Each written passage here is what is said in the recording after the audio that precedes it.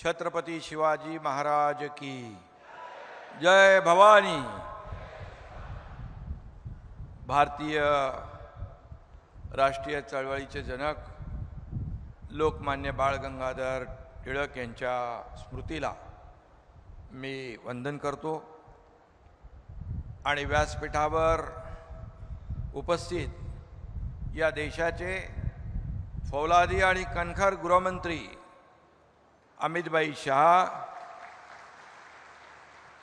आजचे सत्कार मूर्ती भारताचे राष्ट्रीय सुरक्षा सल्लागार गौरवमूर्ती अजित डोभालजी, आपले लोकप्रिय मुख्यमंत्री देवेंद्र फडणवीसजी, उपमुख्यमंत्री सुनेत्राताई पवारजी, आमचे केंद्रीय मंत्री,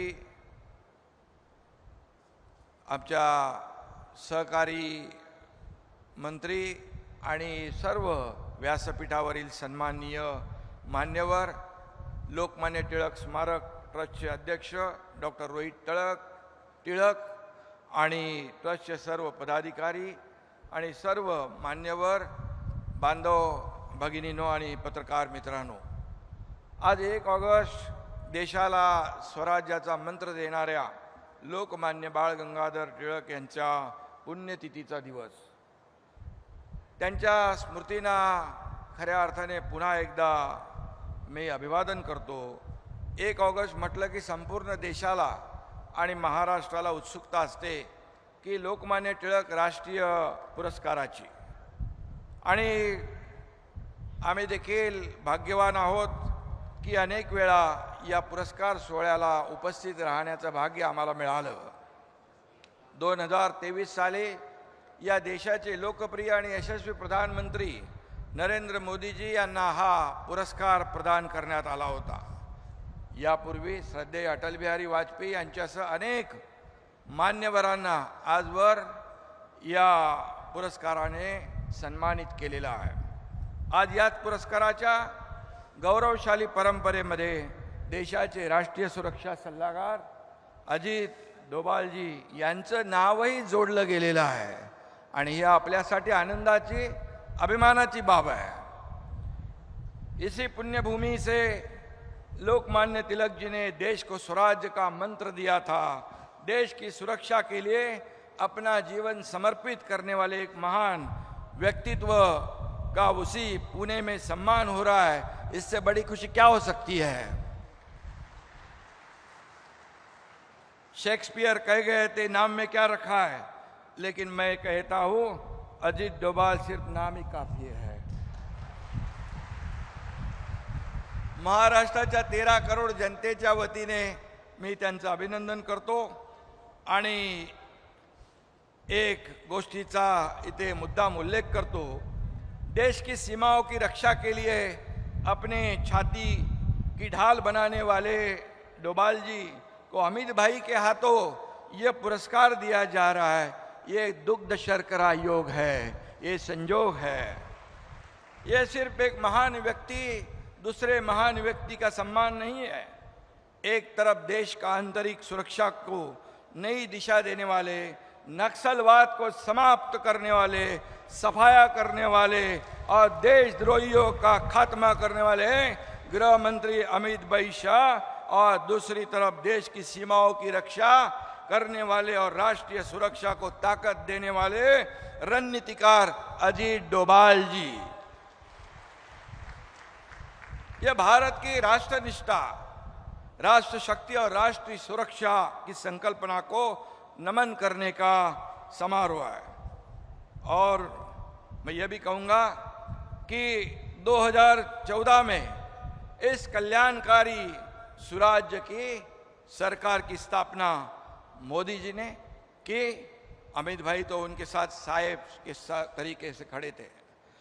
हम सिर्फ राम नहीं कहते, साथ में लक्ष्मण का नाम भी लेते हैं। राम लक्ष्मण की जोड़ी कहते हैं। वैसे देश की राष्ट्रप्रेमी जनता आज मोदी शाही कहती है। ये भी हमारे लिए बहुत ही गर्व की बात है। लोकमान्य तिलक जी ने हमें स्वराज का महामंत्र दिया और आज हमारा देश उस स्वराज की सुरक्षा का मंत्र दुनिया को, विश्व को दे रहा है, ये हमारे लिए गौरव की बात है। इस मंत्र की रचना डोभाल साहब ने आदरणीय प्रधानमंत्री और आदरणीय केंद्रीय गृह मंत्री के मार्गदर्शन में कर रहे हैं। लोकमान्य तिलक और अजीत डोभाल जी का दौर तो वैसे अलग अलग है, लेकिन जब हम देश हित और इंटेलिजेंस की बात करते हैं, उस नजरिए से देखते हैं, तो डोभाल जी और लोकमान्य तिलक जी के आदर्शों पर ही चलने वाले एक व्यक्तित्व के रूप में आपको दिखाई पड़ेंगे, जिसका उल्लेख डॉक्टर रोहित जी ने भी किया है। ब्रिटिश साम्राज्य की नींव हिलाने के लिए लोकमान्य तिलक जी ने खुद का एक समांतर काउंटर इंटेलिजेंस नेटवर्क तैयार किया था। तिलक जी के नेटवर्क में ब्रिटिश प्रशासन के अधिकारी, पुलिस और डाक विभाग के कर्मचारी मुखबिर यानी खबरी के रूप में काम करते थे। ब्रिटिश क्या कार्रवाई करने वाली है, इसकी खबर लोकमान्य तिलक जी को पहले ही मिल जाती है, और डोभाल जी और हमारे इंटेलिजेंस एजेंसियों का नेटवर्क भी लोकमान्य तिलक जी के आदर्श पर चला रहे। ये भी हमारे लिए बहुत ही गर्व की बात है। आतंकवाद की कमर तोड़ने और दुश्मनों से देश की रक्षा करने के लिए डोभाल जी ने भारत की इंटेलिजेंस प्रणाली को दुनिया में अव्वल बनाया। डोभाल जी 7 साल पाकिस्तान में अंडर कवर एजेंट बनकर रह चुके।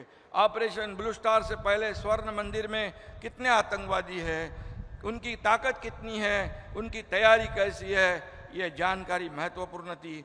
उस समय एक फेरी वाला सामान लेकर मंदिर में आता जाता था, वो फेरी वाला कौन था, जब मैं डोभाल जी से नहीं पूछूंगा। एक अधिकारी तौर पर भी पंजाब में खालिस्तानवादी आंदोलन के खिलाफ लड़ाई में डोभाल जी की भूमिका निर्णायक रही। इसके लिए डोभाल जी को कीर्ति चक्र से सम्मानित भी किया गया, और भारतीय सेना के बाहर किसी व्यक्ति को कीर्ति चक्र का सम्मान देश के इतिहास में यह सिर्फ डोभाल जी को ही मिला है, ये भी हमारे लिए गौरव की बात है। उरी के आतंकवाद का भी यहाँ पर उल्लेख रोहित जी ने किया है, सर्जिकल स्ट्राइक का भी किया है, पुलवामा हमला इसका भी किया है, और ऑपरेशन सिंदूर तो कोई नहीं भूल सकता है।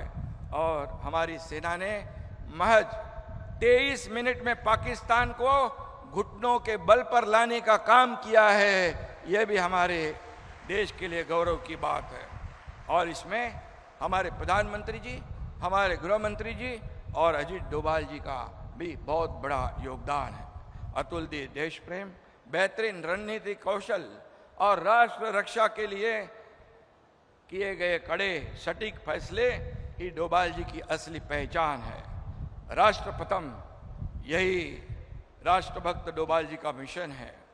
अजीत डोभाल जी को अक्सर क्या कहने का, अभी रोहित ने तो धुरंधर की बात कही है, जेम्स बॉन्ड, भारत का जेम्स बॉन्ड, अभी जेम्स बॉन्ड का जमाना चला गया है। डोभाल साहब को नए भारत का असली धुरंधर कहे जाना भी उचित होगा। घर में घुस के मारेंगे, सशक्त भारत के इस निर्धार को पूरा करने का साहस दिखाने वाले डोभाल जी पर्दे के नहीं बल्कि असली धुरंधर है। और उनके पीछे चट्टान की तरह खड़े होने वाले हमारे मोदी जी और गृह मंत्री अमित भाई यहाँ पर उपस्थित है। इसीलिए ये सम्मान को 4 चांद लग गए हैं। डोभाल जी के युद्ध के मैदान में सीधे लड़ने वाले सैनिक नहीं, लेकिन उन्हें देखकर एक ही 2 पंक्तियां कहता हूँ, सीमाएं सिर्फ नक्शों में नहीं होती, सीमाएं सिर्फ नक्शों में नहीं होती, उन्हें हौसलों से भी महफूज रखा जाता है। ये 2 पंक्तियां ही डोभाल जी का पूरा प्रोफाइल बताती है। और इसलिए 2014 से पहले देश की परिस्थिति हमने देखी है, धमाकों की घटनाओं से कांपता भारत हमने देखा है। 2014 के बाद सुरक्षित भारत भी हमने देखा है। मोदी जी देश को आगे बढ़ा रहे हैं, इसमें डोभाल साहब का भी योगदान है। भारताला युद्ध नको आहे, भारताला शांतता हवी, पण भारतीय स्वराज्याकडे डोळे वटारून कोणी बघण्याची हिम्मत केली तर त्याचे डोळे त्याच्या हातात काढून देण्याची हिम्मत भारतीय लष्करामध्ये आहे। आणि म्हणून आज भारताची ताकद केवळ आपल्या शस्त्रामध्ये नाही, भारताची ताकद आपल्या खंबीर निर्णय क्षमतेत आहे।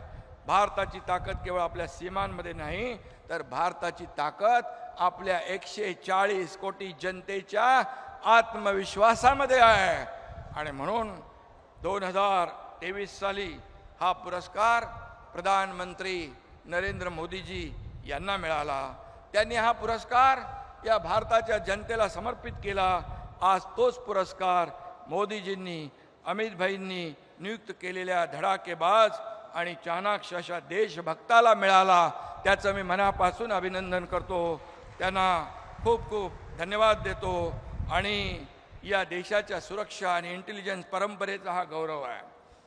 आणि रोहितजींना देखील मी धन्यवाद देतो की खऱ्या अर्थाने देशाचा सन्मान आपण केलेला आहे आणि म्हणून या पुरस्काराच्या माध्यमातून देशाच्या सैनिकांना, सुरक्षा यंत्रणांना आणि गुप्तचर यंत्रणांना हा पुरस्कार दिला आहे.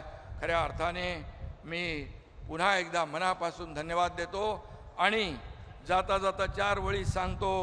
नज़र में मुल्क की हिफाजत का ऐसा जुनून रखा है, नज़र में मुल्क की हिफाजत का ऐसा जुनून रखा है, जिस्म पर वर्दी नहीं सही पर रूह में वतन परस्ती का खून रखा है, जो खामोशी से हर साजिश को नाकाम करे. भारत माँ ने अपनी ढाल बनाकर ऐसा एक धुरंधर रखा है. त्यांना मी खूप खूप शुभेच्छा. भारत भूमीचे सुपुत्र, त्यांना उत्तम आरोग्य आणि त्यांच्या हातून अशी देशसेवा घडत राहो अशा शुभेच्छा देतो आणि रोहित टिळक आणि त्यांच्या टीमचं मनापासून अभिनंदन करतो. धन्यवाद. जय हिंद, जय महाराष्ट्र, भारत माता की जय, वंदे मातरम. मी साम टीव्हीच पाहते, तिथल्या बातम्या मला रिलेट करतात.